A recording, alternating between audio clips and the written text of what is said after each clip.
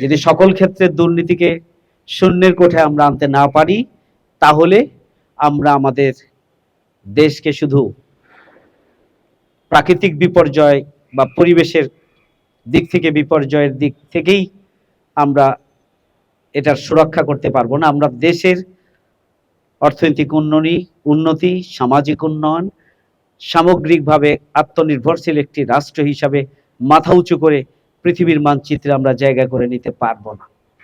আল্লাহ শুকরিয়া আদায় করছি যে আমরা এই ধরনের একটি আয়োজন করতে পেরে। আল্লাহ রাব্বুল আলামিন যেন আমাদের এই প্রচেষ্টাকে তার সন্তুষ্টির জন্য কবুল করুন, আমাদের এই প্রচেষ্টাকে যেন মানবতার কল্যাণের জন্য কবুল করেন।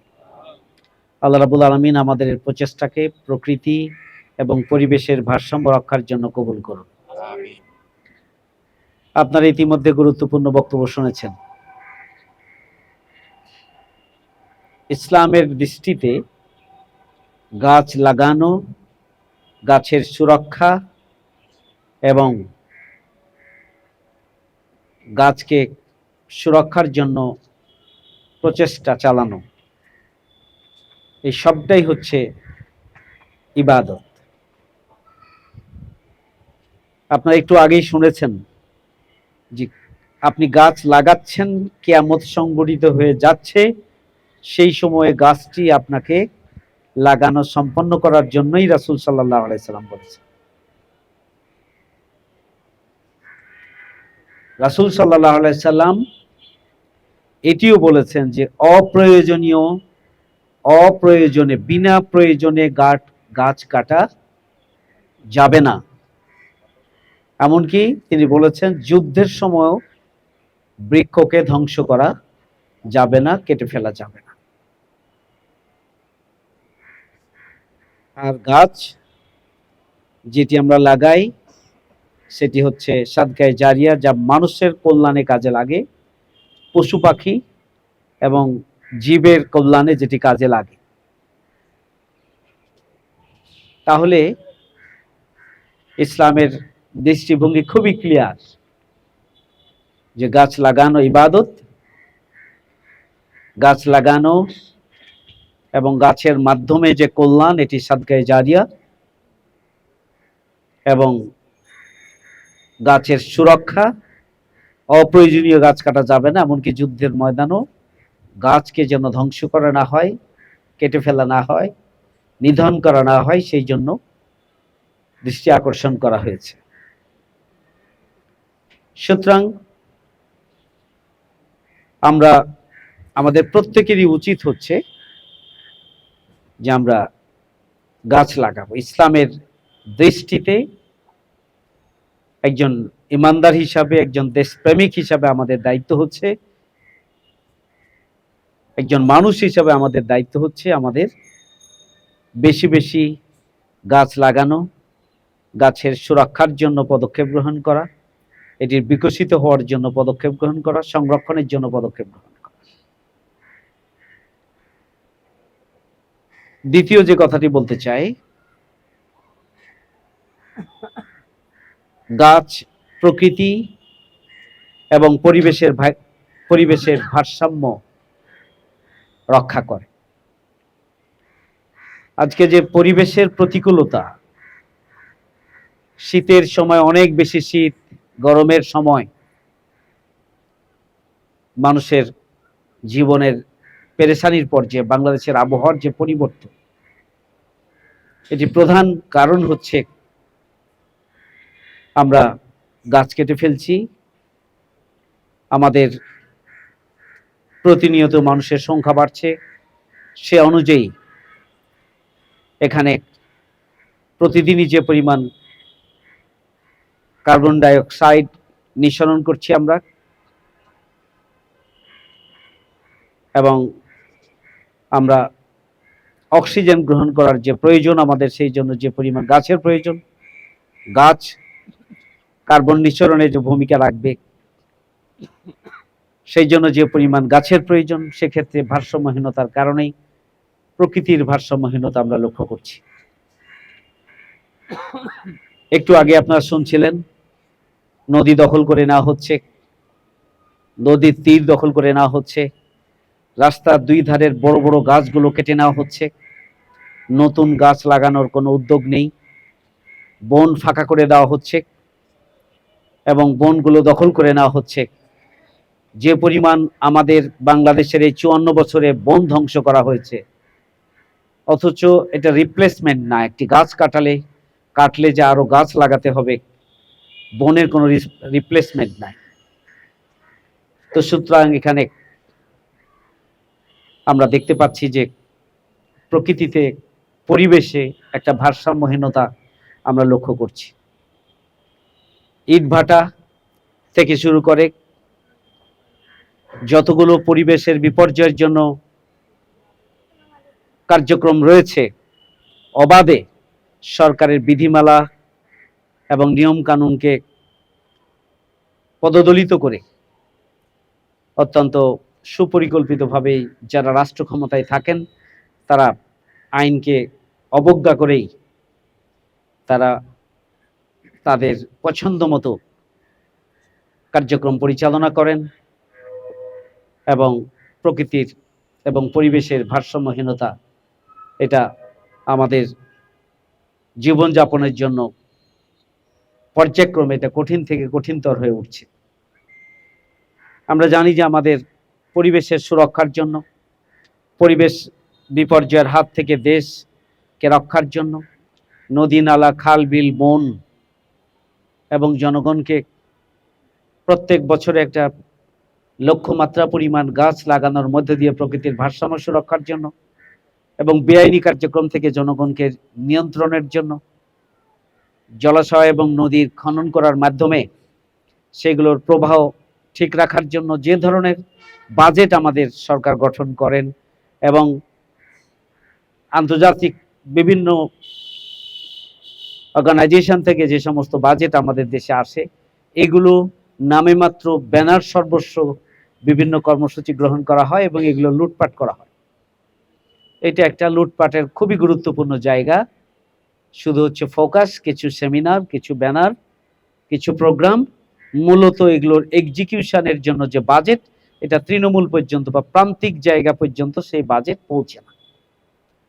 আমি অনুরোধ করব সরকারকে, অন্তর্বর্তীকালীন সরকারের যিনি পরিবেশের উপরে যিনি সারা জীবন কাজ করেছেন, তার হাতেই পরিবেশ মন্ত্রণালয় রয়েছে, জলবায়ু এবং পরিবেশের এই মন্ত্রণালয় তার হাতেই রয়েছে।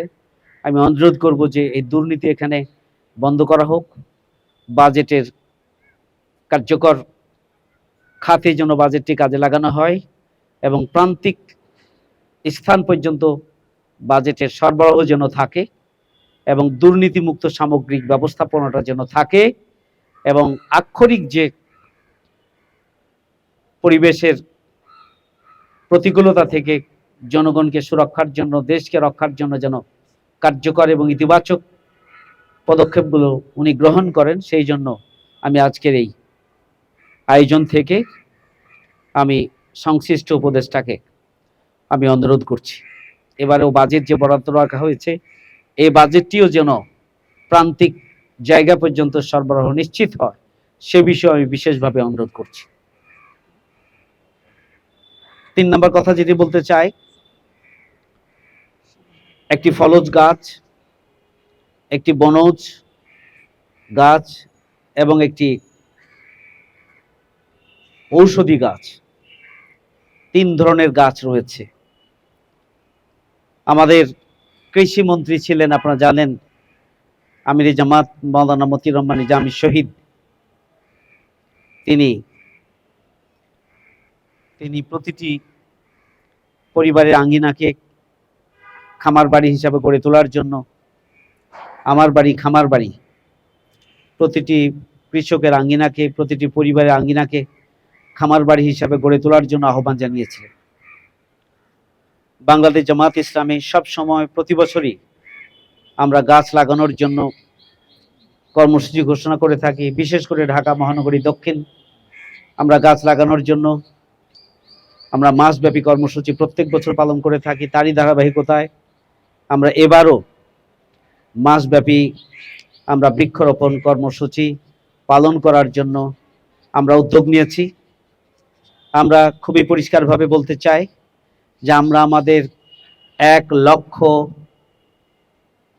জনশক্তিকে অনুরোধ করব যে প্রতিজন কর্মী যেন কমপক্ষে 3টি করে গাছ লাগান এবং 3টি করে গাছ বিতরণের জন্য যেন উদ্যোগ গ্রহণ করেন, সে আহ্বান আমি ঢাকা মহানগরী দক্ষিণের আমাদের সর্বস্তরের জনশক্তির প্রতি আহ্বান জানাচ্ছি। পাশাপাশি রাজধানীর পরিবেশ বিপর্যয়ের হাত থেকে রাজধানীকে সুরক্ষার জন্য, কার্বনের এই কঠিন পরিস্থিতি থেকে জনজীবনকে সুরক্ষার জন্য, পরিবেশের উপযোগী ঢাকা নগরী গড়ে তোলার জন্য আমরা প্রত্যেকেই যেন ঢাকা মহানগরীর যারা আমরা বসবাস করি প্রত্যেকেই যেন কমপক্ষে 1টি করে গাছ আপনারা লাগান এবং 1টি করে গাছ আপনি যেন বিতরণ করেন। আমরা আমাদের জুলাই মাসব্যাপী বৃক্ষরোপণ কর্মসূচি আমরা পালন করব। শুধুমাত্র বৃক্ষরোপণ কর্মসূচি নয়, এর সাথে সাথে আমরা একদিকে ফলজ, ঔষধি, বনজ বৃক্ষ যেমনিভাবে রোপণ এবং বিতরণ করব, ঠিক অন্যভাবে আমরা জলাশয়গুলোকে পরিষ্কার করার জন্য আমরা পদক্ষেপ নেব। যেগুলো পূরণ হয়ে গিয়েছে, ভরাট হয়ে গিয়েছে, সেগুলোকে খননের জন্য আমরা উদ্যোগ নিব। যেগুলো অপরিষ্কার হয়ে গিয়েছে সেগুলোকে আমরা পরিষ্কারের উদ্যোগ নিব। এইভাবে আমরা প্রকৃতির সুরক্ষার জন্য আমরা বৃক্ষরোপণ কর্মসূচির সাথে সাথে আমরা বহুবিধ কর্মসূচি আমরা গ্রহণ করব ইনশাআল্লাহ। আমি আজকে প্রাসঙ্গিকভাবে বলতে চাই যে আমাদের বাজেটের লক্ষ্য অর্জনের জন্য একটি লক্ষ্য আমাদের অন্তর্বর্তীকালীন সরকারের প্রধান তিনি নির্ধারণ করেছেন। 3-0 তিনি ফর্মুলা এখানে অ্যাপ্লাই করেছেন। 0 দারিদ্রতা, 0 বেকারত্ব এবং 0 কার্বন নিঃসরণ, কার্বন মুক্ত, বেকারত্ব মুক্ত এবং দারিদ্র মুক্ত বাংলাদেশ তিনি করতে চান। কার্বন 0 যদি করতে হয় তাহলে আমাদেরকে অবশ্যই গাছ লাগাতে হবে। যদি কার্বন 0 করতে হয়, বেকারত্ব 0 করতে হয়, দারিদ্র 0 করতে হয়, তাহলে অবশ্যই শূন্যকে, দুর্নীতিকেও শূন্যতে পরিণত করতে হবে। যদি সকল ক্ষেত্রে দুর্নীতিকে শূন্যের কোঠায় আমরা আনতে না পারি, তাহলে আমরা আমাদের দেশকে শুধু প্রাকৃতিক বিপর্যয় বা পরিবেশের দিক থেকে বিপর্যয়ের দিক থেকেই আমরা এটার সুরক্ষা করতে পারবো না। আমরা দেশের অর্থনৈতিক উন্নতি, সামাজিক উন্নয়ন, সামগ্রিকভাবে আত্মনির্ভরশীল একটি রাষ্ট্র হিসাবে মাথা উঁচু করে পৃথিবীর মানচিত্রে আমরা জায়গা করে নিতে পারবো না। এই জন্য আমাদেরকে দারিদ্র শূন্যতা, আমাদের বেকারত্ব শূন্যতা, আমাদের প্রয়োজন হচ্ছে দুর্নীতি শূন্যতা এবং দুর্নীতি শূন্য, পাশাপাশি আমাদের কার্বন শূন্য।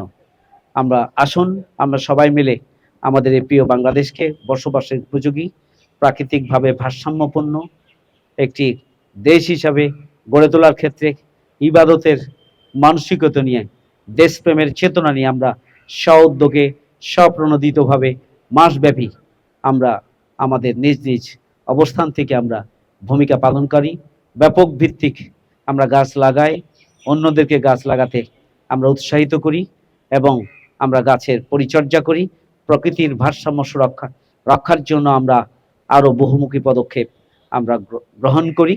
বৃক্ষ ধ্বংসের হাত থেকে আমরা বৃক্ষ সুরক্ষার জন্য আমরা সামাজিক মোটিভেশন চালাই এবং গণসচেতনতা সৃষ্টির জন্য আমরা ভূমিকা পালন করি। সেই প্রত্যাশা ব্যক্ত করে আমি মাসব্যাপী বৃক্ষরোপণ কর্মসূচির শুভ উদ্বোধন ঘোষণা করছি। আল্লাহ রাব্বুল আলামিনের সন্তুষ্টি অর্জনের লক্ষ্যে দেশপ্রেমে উজ্জীবিত হয়ে সুখী, সমৃদ্ধশালী, বসবাসযোগ্য এবং প্রকৃতির এবং পরিবেশের ভারসাম্যপূর্ণ একটা প্রশান্তির বাংলাদেশ গড়ে তোলার জন্য আসুন আমরা মাসব্যাপী ব্যাপক ভিত্তিক আমরা পদক্ষেপ গ্রহণ করি এবং আমাদের এই মাসটিকে আমরা ব্যাপকভাবে উদযাপন করি, জনসচেতনতা তৈরি করি, নিজেরা ভূমিকা রাখি, অন্যদেরকে ভূমিকা রাখতে আমরা উৎসাহিত করি। সে আহ্বান জানিয়ে আমি আমার কথা এখানে শেষ করছি। প্রতিটি থানা, ওয়ার্ড এবং প্রত্যেক জনশক্তি টার্গেট নির্ধারণ করে আমরা 10 লক্ষ গাছ লাগানোর একটা লক্ষ্যমাত্রা অর্জন করার জন্য আমরা আজকে থেকেই আমাদের কার্যক্রম শুরু করব ইনশাআল্লাহ। জুলাই মাস হচ্ছে আমাদের গণ অভ্যুত্থানের মাস। ইনশাআল্লাহ গণ অভ্যুত্থানের মাসব্যাপী কর্মসূচি নিয়েও আমরা মিডিয়ার সামনে আসব এবং মাসব্যাপী ঢাকা মহানগরী দক্ষিণের কার্যক্রমকে আমরা মিডিয়ার সামনে উপস্থাপন করার মধ্য দিয়েই আমরা গণ অভ্যুত্থানের বৎসরপূর্তি আমরা সবাই মিলে আমরা পালন করব ইনশাআল্লাহ। আল্লাহ রাব্বুল আলামিন আমাদেরকে সেই তৌফিক দান করুন। আমা তৌফিকি ইল্লা বিল্লাহ। আসসালামু আলাইকুম ওয়া রাহমাতুল্লাহি ওয়া বারাকাতুহু।